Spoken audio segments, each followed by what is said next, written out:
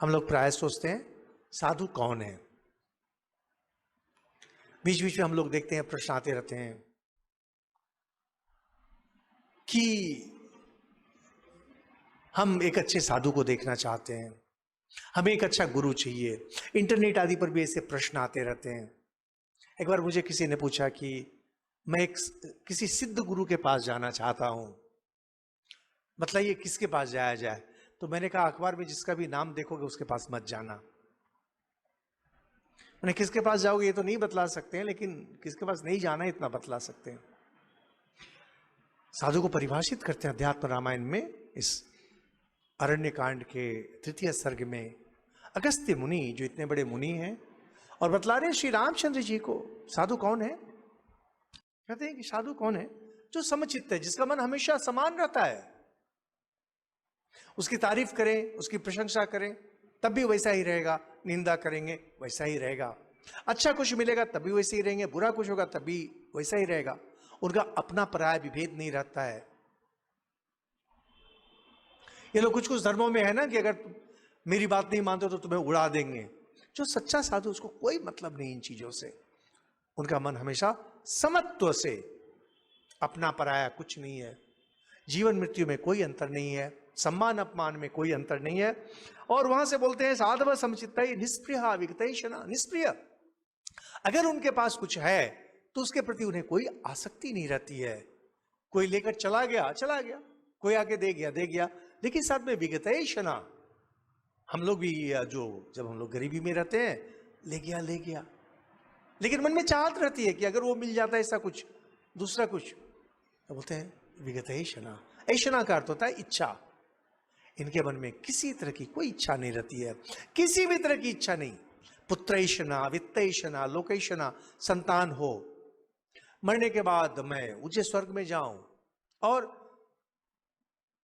प्रणाम प्रणामी मिले, नहीं। और इसके बाद उपनिषद आदि में सैकड़ों ऐषणा के बारे में कहा जाता है। केशैषणा, लंबा केश रखते हैं और साधु बाबा, और उनको बस अपने केस से इतना मोह हो जाता है। लोमैषणा, दाढ़ी बढ़ा लेते हैं और दाढ़ी इससे बढ़ा लेते हैं, उस दाढ़ी के प्रति मोह हो जाता है उनको। अलग अलग चीज के प्रति ऐसा आप देखेंगे, कभी कभी अखबार में देखेंगे किसी ने अपने नाखून बढ़ा लिए हैं और उस नाखून के प्रति इतनी आसक्ति है कि उसी के जरिए वो रिप्लेस बिलीव इट और नॉट, और क्या इस रिकॉर्ड उस रिकॉर्ड के प्रति दौड़े रहते हैं, या नहीं वो लगे हुए रहते हैं। इसी के माध्यम से मुझे ख्याति मिले। जो सच्चा साधु है उसको किसी चीज से कोई मतलब नहीं है। यद आयातु तत् आयातु, यद प्रयातु प्रयातु तत्। जो आ रहा है आए, जो जा रहा है जाए, उसे कोई मतलब नहीं है। न किसी को रोकने का प्रयास करते हैं, न किसी को पकड़ने का प्रयास करते हैं, न किसी को लाने का प्रयास करते हैं। और बोलते हैं दानता प्रशांता। उनको अपना इंद्रिय पूरा संयम उनका रहता है। दम होता है जो बाह्य इंद्रियां हैं, पूरा नियंत्रण है। और साथ में प्रशांत मन, बिल्कुल उनका शांत रहता है। और निवृत्त अखिल कामना, जितनी तरह की कामनाएं हो सकती हैं, छोटी बड़ी, सब कुछ के बाहर है। साथ में अगर उन्हें इष्ट कुछ मिल जाता है, अच्छा कुछ मिलता है, उसमें भी निर्विकार है। कोई अनिष्ट प्राप्ति हो जाती है, अनिष्ट प्राप्ति को ये हानि नहीं बतलाते, प्राप्ति कहते हैं। अच्छा कुछ आता है, यानी क्या है, हम लोग जब जीवन में चलते हैं ना, जैसे हम लोग प्रवाह में चल रहे हैं, चीजें सामने से आ रही हैं, गंगा में आप तैर रहे हैं। जो संसारी व्यक्ति है, गंगा में मानो प्रवाह के साथ चल रहा है। उस प्रवाह में कुछ प्रिय चीज को वो अपने पास रख लेते हैं। जैसे आप कल्पना करें, गंगा में आप प्रवाहमान हैं और गंगा में वस्तुएं भरी हुई हैं। कुछ चीजों को आप अपने पास खींच लेते हैं, कुछ चीजों को आप ठेल कर अलग कर देते हैं, और इस तरह से धीरे धीरे आप बढ़ते चले जा रहे हैं।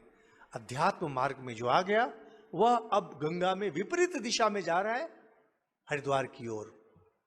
अब उसके वश में कुछ नहीं है, कब उसके सामने क्या आ जाए। जब आप प्रवाह के साथ जा रहे हैं तो आप चीजों को अपने अनुसार सजा ले सकते हैं, लेकिन प्रवाह के विपरीत जब आ रहे, उधर से क्या आ रहा है आपको कुछ नहीं पता है।